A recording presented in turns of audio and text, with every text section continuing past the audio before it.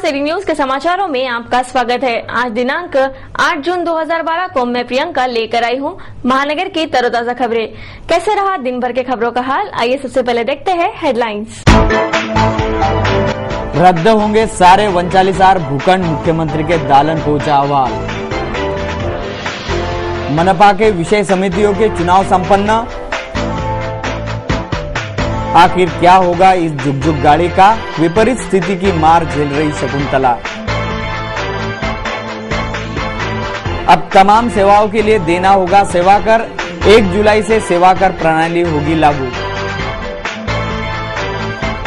और अनियंत्रित यातायात को सुचारू करने नो पार्किंग विरोधी अभियान शुरू, ट्रैफिक यूनिट ने उठाए कड़े कदम। ये थी आज की हेडलाइंस। बुलेटिन में आगे बढ़ने से पहले लेते हैं छोटा सा ब्रेक। न्यूज बुलेटिन के इस भाग के प्रायोजक हैं इस दिन का सबसे सुहाना पल कौन सा है, क्या कहता है घर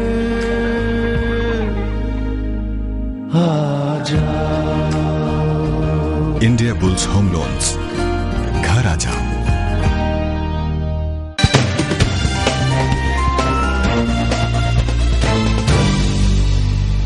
क्या रहा अमरावती शहर का हाल, देखते हैं संपूर्ण समाचार विस्तार से।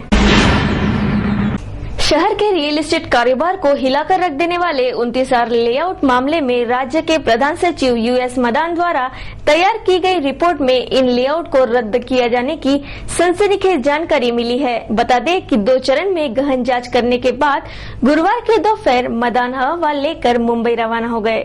शहर के रियल एस्टेट कारोबार को हिलाकर रख देने वाले 39R लेआउट मामले में राज्य के प्रधान सचिव यूएस मदान द्वारा तैयार की गई रिपोर्ट में इन लेआउटों को रद्द किए जाने की सिफारिश कराने की सनसनीखेज जानकारी मिली है। बता दें कि 2 चरणों में गहन जांच करने के बाद गुरुवार की दोपहर ही मदान अहवाल लेकर मुंबई रवाना हो गए। बडनेरा के विधायक रवि कुमार राणा ने मनपा के तत्कालीन सत्तारूढ़ नेताओं और अधिकारियों पर मिलीभगत कर शहर में 39R लेआउट मामले में 200 करोड़ रुपए के घोटाले का आरोप लगाया था। इस संदर्भ में उन्होंने विधानसभा में भी ध्यानाकर्षण प्रस्ताव पेश किया था, जबकि 2 अलग अलग जनहित याचिका भी इस संदर्भ में दायर हो चुकी थी। पूरे मामले की गंभीरता को देखते हुए मुख्यमंत्री के निर्देश पर राज्य के प्रधान सचिव यूएस मदान को जांच की जिम्मेदारी सौंपी गई थी।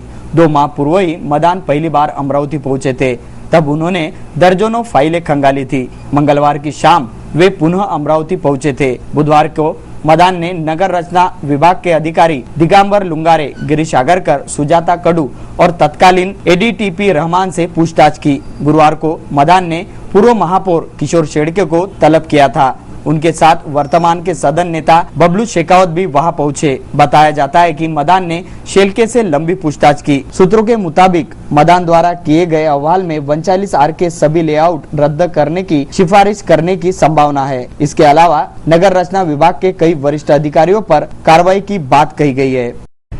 महानगर के अनियंत्रित यातायात को सुचारू कराने शहर यातायात विभाग ने शहर में नो पार्किंग अभियान छेड़ दिया है। शहर भर में नो पार्किंग जोन में खड़े वाहनों को जब्त कर चालान वसूला शुरू हो चुका है। शहर यातायात को सुधारने यह कार्रवाई जरूरी रहने की जानकारी शहर यातायात विभाग ने जाहिर की है। महानगर के अनियंत्रित यातायात को सुचारू कराने शहर यातायात विभाग ने शहर में नो पार्किंग विरोधी अभियान छेड़ दिया है। शहर भर के नो पार्किंग जोन में खड़े वाहनों को जब्त कर चालान वसूलना शुरू हो गया है। शहर यातायात को सुधारने ये कार्रवाई जरूरी रहने की जानकारी शहर यातायात विभाग ने जाहिर की है, जिस पर कड़े कार्रवाई के कदम उठाए जा रहे हैं। यातायात विभाग द्वारा दिए गए जानकारी अनुसार शहर में अवैध पार्किंग की वजह से ही यातायात बाधित होती है और सड़कों पर भी आधे तक वाहन खड़े दिखाई देते हैं। इस यातायात को सुधारने के लिए अवैध पार्किंग को हटाना जरूरी हो गया है।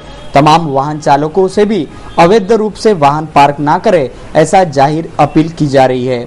दोषी वाहनों पर कड़ी कार्रवाई होगी, ऐसा अल्टीमेटम भी यातायात विभाग ने जारी कर दिया है। शहर यातायात विभाग के इस कार्रवाई पर भी नजरें बनी है। महानगर समीक्षा, सिटी न्यूज। महानगर में नैतिक मूल्य शिक्षण प्रकल्प चला रहे बीड़ के अंबाजोगाई के दामिनी शिक्षण संस्था की कार्य प्रणाली पर सवाल उठाए जाने से संस्था उनकी गतिविधियां कुछ दिनों के लिए रोक दी है। महानगर में नैतिक मूल्य शिक्षण प्रकल्प चला रहे बीड़ के अंबाजोगाई के दामिनी शिक्षण संस्था की कार्य प्रणाली पर सवाल उठाए जाने से संस्था ने उनकी गतिविधियां कुछ दिनों के लिए रोक दी। आगामी 18 तारीख को शासकीय आदेश पत्र आने तक ये गतिविधियां रुकी रहेगी, ऐसी जानकारी दी जा रही है। संस्था का कहना है कि संस्था पूरे नियमानुसार कार्य कर रही है, पर अमरावती में इस संस्था पर आरोप हो रहे हैं। यहाँ तक कि पुलिस में भी शिकायत की गई है, जिस पर शिक्षणाधिकारी ने भी एक जांच कमेटी बिठाई गई है, जिस पर आगे की जांच जारी है।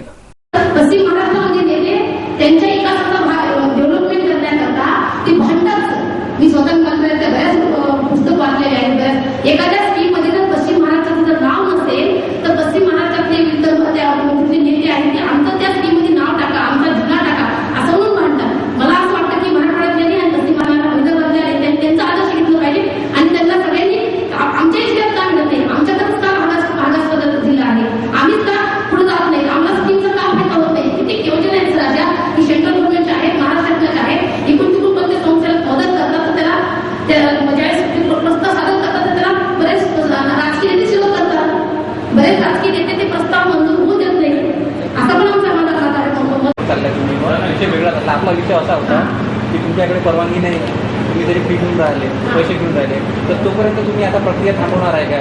आम्ही आता प्रक्रिया सध्या त्यांना सांगितलेलं आहे सध्या मी 18 तारीख त्यांना वाढलेली आहे आणि 18 तारखेपर्यंत महाराष्ट्र शासनाला पत्रव्यवहार करून पत्र द्याल काय, नंतर प्रक्रिया सुरुवात कराल का तुम्ही? राज्य शासनाच्या अनुमतीचं पत्र आम्हाला दाखवल्यानंतर नंतर सुरू करणार, नंतर एक प्रेस घ्या, नंतर आम्ही एक प्रेस घ्या आणि नंतर आम्ही सुरू करू। कारण हा फक्त मला एवढं सांगायचं की मला एवढं सांगायचं त्याच्यामध्ये सर की बऱ्याच जणांचं असं म्हणणं आहे की हे प्रकल्प चालू आहे, बोगस आहे किंवा याला मान्यता नाही दिल्या, असं काही नाही। फक्त 20,000 रुपयाची जी फीची परमिशन आहे ती महाराष्ट्राकडून पत्र पाठवणार आहे। ते पत्र त्यांना विचारणार आहे की आम्ही तर काय करायचं आहे, त्यांना उत्तर पण देणार आहे आम्ही एवढ्या दिवसाची वाट बघू आम्ही हा प्रकल्प राबवायचा का नाही राबवायचा। आणि काय राबवायचं तुम्ही आमच्या जिल्ह्यातली त्यांनी जर सांगितलं की हे प्रकल्प फीस घेण्यास तुमचा नाकार आहे महाराष्ट्राचा, तर त्यांना मी हे विचारणार की इतर जिल्ह्यामध्ये जे काही प्रकल्प चालवणार तर फीस घेतली आहे तर तुम्ही विरोध का केला इतर बाकीच्या जिल्ह्यामध्ये। कारण महाराष्ट्र एका जिल्ह्यामध्ये 20,000 फीस दिले तर काही त्याला विचार करत नाही, एका जिल्ह्यामध्ये पत्र देत नाही, वाढवून करतात। सगळ्या जिल्ह्यासाठी महाराष्ट्रातल्या सगळं नेम चालत असं मला म्हणतात। सर्व ठिकाणी एकच प्रतिक्रिया। आगामी 3 हफ्तों यानी 1 जुलाई से सेवा कर प्रणाली लागू हो जाएगी। कुल 119 सेवाओं पर यह सेवा कर वसूला जाने वाला है। भारी विरोध के बावजूद भी सरकार सेवा कर प्रणाली को हरी झंडी दिखा चुकी है, जिससे अब 1 जुलाई के बाद शहरवासियों के जेब पर सेवा कर का बोझ बढ़ जाएगा। वित्त मंत्रालय ने कहा कि 1 जुलाई से निषेधात्मक सूची में शामिल 17 सेवाओं को छोड़कर अन्य सभी सेवाओं पर कर लगाया जाएगा। निषेधात्मक सूची में शामिल सेवाएं कर के दायरे से बाहर रहेगी। सरकार ने सेवाओं की परिभाषा का विस्तार किया है ताकि अधिक से अधिक सेवा क्षेत्र की गतिविधियों को इसके दायरे में लाया जा सके। फिलहाल 119 सेवाएं कर के दायरे में है। बजट में सेवाओं की निषेधात्मक सूची का प्रावधान किया गया है। वित्त विधेयक को राष्ट्रपति का अनुमोदन प्राप्त होने के बाद वित्त मंत्रालय ने कहा कि नई सेवा कर प्रणाली 1 जुलाई से लागू हो जाएगी। गौर करने वाली बात यह भी है कि बजट में सेवा कर की दर 10 से 2% बढ़ाकर 12% कर दी गई, जिसका देश भर में जोरदार विरोध हुआ था। इसके बावजूद सरकार सेवा कर का प्रतिशत कम करने के लिए राजी नहीं हुई। 1 जुलाई यानी करीब 3 सप्ताह बाद आम जनता पर महंगाई के साथ आर्थिक भार अधिक बढ़ेगा। मीटर वाली टैक्सी, ऑटो रिक्शा, मनोरंजन पार्क में प्रवेश, सामान और सवारियों का परिवहन, बिजली पारेषण और बिजली वितरण को निषेधात्मक सूची में रखा गया है। दाह संस्कार, मृतक को ले जाने वाली परिवहन सेवाओं को भी सेवा कर से बाहर रखा गया है। रेलगाड़ी में प्रथम श्रेणी और वातानुकूलित कोच में यात्रा करने वाले पर भी सेवा कर लगेगा। देश के सकल घरेलू उत्पाद जीडीपी में सेवा कर का योगदान करीब 60% है। इससे सरकार की आमदनी बढ़ेगी, ऐसा दावा भी हो रहा है। अमरावती महानगर पालिका के राजनीति में महत्वपूर्ण स्थान रखने वाली विषय समितियों के चुनाव शुक्रवार को संपन्न हुए। इन 4 विषय समितियों में शिक्षण, महिला व बाल कल्याण, विधि और शहर सुधार समिति का समावेश है। महानगर पालिका के राजनीति में महत्वपूर्ण माने जाने वाले विषय समितियों के सभापति के चुनाव शुक्रवार को संभागीय आयुक्त गणेश ठाकुर ने संपन्न कराए। मनपा के सुदाम काका देशमुख सभागृह में यह चुनाव प्रक्रिया संपन्न हुई। इन 4 विषय समितियों में शिक्षण समिति, महिला व बाल कल्याण समिति, विधि समिति और शहर सुधार समिति का समावेश है। नामांकन प्रक्रिया के पश्चात इन विषय समितियों के सभापति के चुनाव हुए। इन चुनावों से राष्ट्रवादी के मिलिंद बांबल को शिक्षण सभापति चुना गया। महिला व बाल कल्याण सभापति के रूप में सपना ठाकुर को चुना गया तो विधि समिति सभापति के रूप में विजय नागपुरे का चयन हुआ। शहर सुधार समिति सभापति के रूप में लुबना तनवीर का चुनाव किया गया। इस तरह इन चारों विषय समितियों के चुनाव संपन्न हुए। बता दें कि यह चारों विषय समितियां मनपा के राजनीति में महत्वपूर्ण स्थान रखती है। सभी नवनिर्वाचित विषय समितियां सभापति एवं सदस्यों को सिटी चैनल परिवार की ओर से हार्दिक बधाइयां। मनपा समाचारों के लिए ब्यूरो रिपोर्ट सिटी न्यूज। माननीय गणेशजी ठाकूर यांच्या उपस्थितीमध्ये पीठासीन अधिकारी यांनी माझी नियुक्ती केली। अविरोध म्हणून मी निवडून आलो। माननीय बड्डेरा मतदारसंघाचे तरुण तळपदार कर्तव्यदक्ष आमदार माननीय रविभाऊ राणा आणि त्याचप्रमाणे अमरावती मतदारसंघाचे रावसाहेब शेखावत यांच्या सहकार्यानं आणि त्याचप्रमाणे माझे सर्व स्वाभिमानी परिवाराचे सर्व पदाधिकारी, कार्यकर्ते, महिला पदाधिकारी आणि सर्वांच्या वतीनं आज माझी निवड झाली। मी सभापती नसून हे सर्व आम्ही जे माझ्या पाठीचे सर्व सभापती आहेत।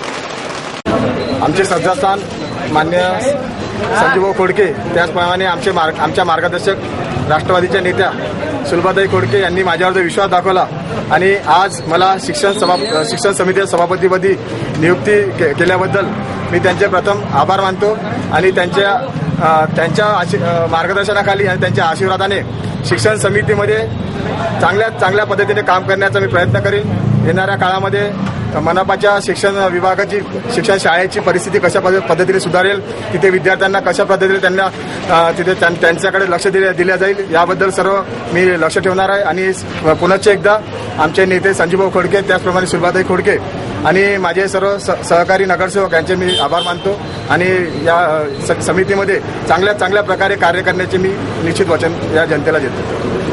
दुर्घटना मृत्यु के मदद राशि के धनादेश को हाल ही में विधायक केवलराम काड़े के हाथों हुआ पीड़ित आदिवासी परिवार के मदद हेतु यह राशि प्रदान की गई।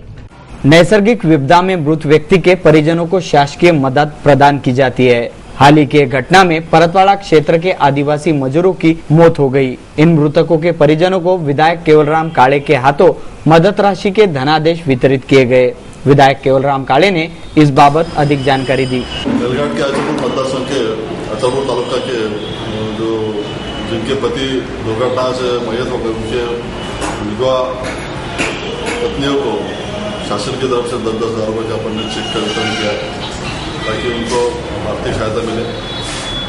और जब भी कोई दुर्घटना होती है तब शासन की तरफ से उनके महिलाओं को, विधवा पत्नियों को शासन के 10,000 रुपये दिया जाता है। और जो शेतकरी आत्महत्या होता है उनके पत्नियों को, विधवा पत्नियों को 1 लाख रुपये चेक शासन की तरफ से दिया जाता है। तो उसका चेक का वितरण आज किया गया है। संजय गांधी निराधार योजना के अभी कौन से पद पर आप कार्य कर रहे हैं और उसके अंदर अभी कब मीटिंग है अगली? संजय गांधी निराधार योजना के तहत हमारी मीटिंग करीब 1-1.5 महीना पहले हुआ। करीब हमने अचलपुर तालुके का 1200-1300 केसेस मंजूर किया है, जिसमें श्रावण बाण और राष्ट्रीय कुटुंब अर्थ योजना, ऐसे संजय गांधी निराधार श्रावण बाण योजना और ऐसे बहुत सारी योजनाओं का अपन ने केस मंजूर किया है और वो पूरे योजना उनको लाभ मिल रहा है। शकुंतला यह भारत की प्रथम रेलगाड़ी होने से इसे ऐतिहासिक महत्व प्राप्त है, पर इस झुकझुक गाड़ी का हमेशा से ही अवहेलना होती आई है। इस झुकझुक गाड़ी का आखिर क्या होगा, यह सवाल इस ऐतिहासिक रेलगाड़ी के यात्रियों को सता रहा है। अंग्रेजों ने भारत में जो रेल लाइन बिछाई उसकी नींव अचलपुर के शकुंतला से रखी गई थी। तब से लेकर आज तक इस झुकझुक गाड़ी ने कई विपदाओं का सामना किया। कभी इस रेल को बंद करने की भाषा बोली गई तो कभी इसे सुधारने की घोषणा की गई, पर इस झुकझुक गाड़ी को इसका कोई असर नहीं पड़ा। कितनी ही अवहेलनाएं इस शकुंतला ने झेली है वह तो सिर्फ शकुंतला ही बयां कर सकती है। इस ऐतिहासिक रेल की यात्रियों को भी यही चिंता है कि आखिर इस झुकझुक गाड़ी का आखिर क्या होगा। शकुंतला रेल की छुक के लिए 450 करोड़ का प्रस्ताव रेल बजट में हाल ही में भेजा गया है। अचलपुर बेरार की धरती पर ऐतिहासिक शकुंतला रेल सन 1916 में यहाँ पर शुरू हुई थी, जिसे पूर्व विधायक, पूर्व सांसद स्वर्गीय सुदाम काका देशमुख इनके द्वारा शकुंतला रेल यह नाम दिया गया था। सन 1916 में शकुंतला रेल जब शुरू हुई तब फिलिप्स एंड लिंसन कंपनी का 100 वर्ष की लीज पर शकुंतला के साथ एग्रीमेंट हुआ था, जो कि ब्रिटिश सरकार के साथ था। वर्तमान स्थिति में भी यह शकुंतला रेल ब्रिटिश सरकार के हाथों है, जिसका 100 वर्ष का लीज पूर्णता की ओर है। पूर्व सांसद अनंतराव गुड़े ने अचलपुर के रेलवे स्टेशन पर आरक्षण की सुविधा उपलब्ध कराई। यही नहीं तो इस अचलपुर की नैरोगेज रेल को ब्रॉडगेज करने के लिए लोकसभा में संसदीय कार्यकारिणी का गठन किया। इस गठन के बाद भी अब तक के यह रेल नैरोगेज से ब्रॉडगेज नहीं हुई। यह बता दे कि अचलपुर की ऐतिहासिक शकुंतला की रेल यह अचलपुर से मूर्तिजापूर से यवतमाळ तक चलती थी। रेल्वेने प्रवास करत आहे आणि 30 वर्षापासून काहीच दुरुस्त झालेली नाही। दुरुस्त करून यांनी रेल्वेमध्ये जाण्या येण्यासाठी प्रॉब्लेम येत आहे। रेल्वे बी आरामाने जसे पूल गिला आहे ते बी बांधून त्यांनी दुरुस्त केले पाहिजे। करीबन 2001च्या दरम्यान व्यवसाय सुरू केला, तेव्हापासून मी गाडीला पाहतोय। तेव्हापासून जेव्हा पाहत होतो तेव्हा या गाडीची व्यवस्था ही फार सुधारक होती आणि आताची जी परिस्थिती पाहिली असता या गाडीची एकदम ढासळलेली आहे। एक समय था सन 1992 में इस रेल की गति 35 किलोमीटर प्रति घंटे की रफ्तार से थी, परंतु कालांतर से इस रेल की गति मात्र 10 किलोमीटर प्रति घंटे की रफ्तार से की गई है। उल्लेखनीय बात यह है कि कई वर्षों से इस रेल की लौह पथगामिनी रेल की पटरिया का दुरुस्तीकरण नहीं हो पाया। यही नहीं तो जहां पर रेलवे गेट है वहां पर भी कर्मचारी रेलवे विभाग के पास उपलब्ध नहीं है। अब यह रेल नैरोगेज से ब्रॉडगेज होती है या नहीं, इस पर अचलपुर वासियों की निगाह टिकी है। कैमरामैन मुन्नी के साथ नितेश किल्लेदार, सिटी न्यूज अमरावती।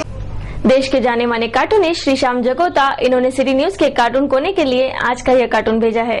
देखिए क्या दर्शा रहा है आज का कार्टून कोना।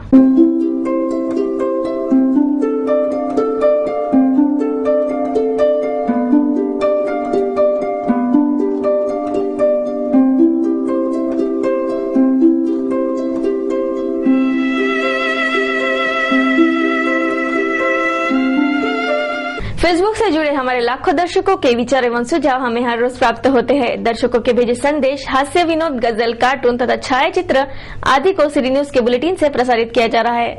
देखते हैं क्या कहता है आज का फेसबुक आईना।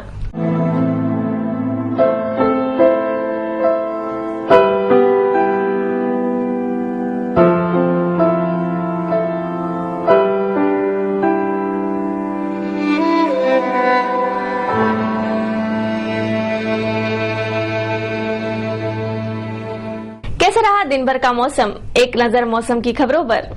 शुक्रवार को शहर के मौसम में काफी बदलाव देखा गया। शुक्रवार को शहर का तापमान उमस भरा रहा।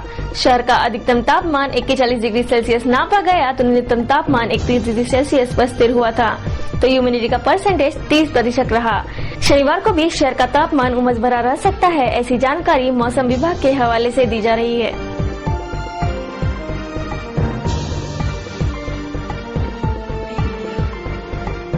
आज का सुविचार कहता है, यदि आपके सहयोगी अपना विचार बदल ले तो ध्यान रखिए कि कहीं इससे आपकी अपनी मनोदशा भी ना बदल जाए।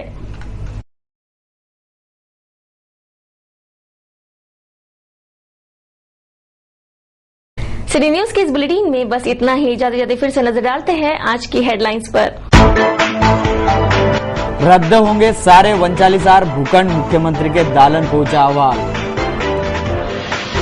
मनपा के विषय समितियों के चुनाव संपन्न,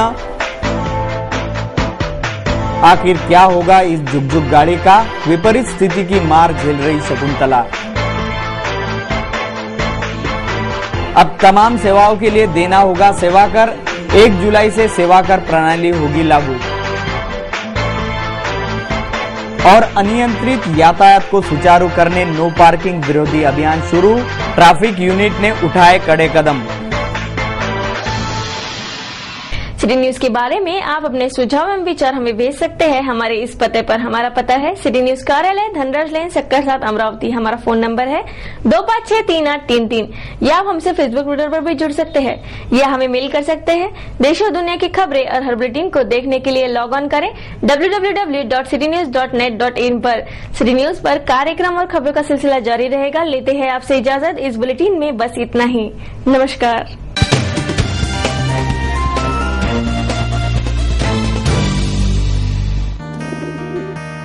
दिवसाचा हा सर्वात सुखाचा क्षण कोणता आहे अन सांगे काय खरी यारा. India bulls home loans,